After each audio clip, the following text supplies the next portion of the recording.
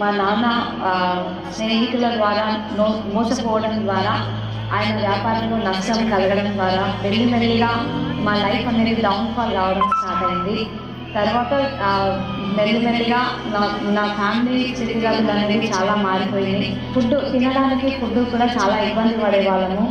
ఇంటి రెంట్ కూడా కట్టలేని పరిస్థితి కొన్ని సిట్యుయేషన్స్. మ్యారేజ్ ఏజ్ వచ్చేసరికి మా అమ్మ నాన్న దగ్గర నుంచి నాకు ప్రెషర్ రావడం జరిగింది. మ్యారేజ్ చేసుకోవాలి ఖచ్చితంగా, మ్యారేజ్ ఏజ్ వచ్చింది. సో ముగ్గురు ఎదిగిన ఆడపిల్లలు ఉన్నారని చెప్పేసి నేను ఒకటే మాట చెప్పిన మా పేరెంట్స్‌కి, నాకు గవర్నమెంట్ జాబ్ వచ్చిన తర్వాతనే నేను మ్యారేజ్ చేసుకుంటా అని చెప్పి.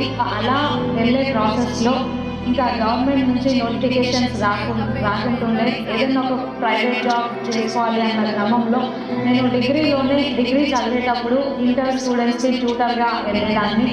తర్వాత మెల్లిమెల్లిగా పార్ట్ టైం జాబ్స్ వెతికాను. చిన్న